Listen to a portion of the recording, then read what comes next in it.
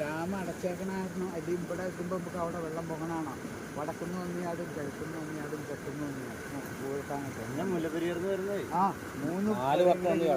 മൂന്ന് കൈവഴിയും കൂടെ വന്നിങ്ങനെ വെള്ളം ചിന്തിക്കും. അപ്പോൾ വെള്ളം ഇങ്ങനെ ഇടിച്ച് ഈ CCF, DFO, വേറെ ഒരു ACF, 3 റേഞ്ചർമാർ, പിന്നെ ഒരു 6-7 ഫോറസ്റ്റും ഗാർഡ്സും ഒക്കെ ആയിട്ട് വന്നു കഴിഞ്ഞാൽ അവിടെ ചെന്ന് CCF ചോദിച്ചു ഇത് എന്താണെന്നൊന്ന് പറഞ്ഞ് മനസ്സിലാക്കണമെങ്കിൽ ഒരു വിവരണം തരാൻ പറഞ്ഞു.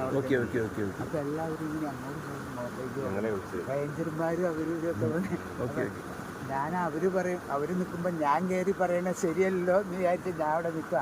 അപ്പോൾ എല്ലാവരും അങ്ങോട്ടും നോക്കിയിട്ട് നോക്കുക. അപ്പോൾ ഞാൻ കാര്യങ്ങളെല്ലാം പറഞ്ഞ് മനസ്സിലാക്കി തുരുത്തൊക്കെ കാണിച്ചു കൊടുത്ത് ആ തുരുത്ത് 1 കിലോമീറ്റർ നീക്കമുണ്ടല്ലേ കാണോട്ട് വന്നിട്ടുണ്ട്. അത് കയറ്റുക കഴം വരെയുണ്ട്. കയറ്റുക കഴം വരെ പെരിയാർ ഒരുമിച്ച് വന്നിട്ട് ആ തുരുത്തിൻ്റെ അപ്പുറത്തേക്കിടയും പോകും, ഇപ്പുറത്തേക്കിടയും വരുന്നത്.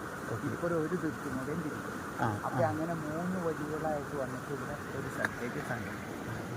ശക്തിയായിട്ട് എന്നോട് എഴുതുകയെന്ന് ഇതൊക്കെ ശക്തിയല്ല അവിടെ. അപ്പോൾ ഒരു കയ്യിൽ എവിടുന്നാണ്ട് വന്നിട്ട് അവനൊക്കെ ബുക്ക് വെള്ളം നമുക്കിങ്ങനെ വെച്ചിട്ട് പോകുന്നത്. അപ്പോൾ അവിടുന്ന്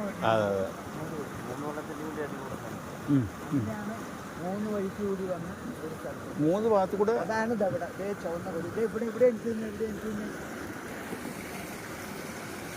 3 വഴിയാന്ന് കാണിച്ചാൽ ഇപ്പം ഡാം അതൊരു വഴി, ഇതൊരു എന്നിട്ട് ഇതിലേക്ക് വഴിയില്ല. അതിൻ്റെ ടൗണിൻ്റെ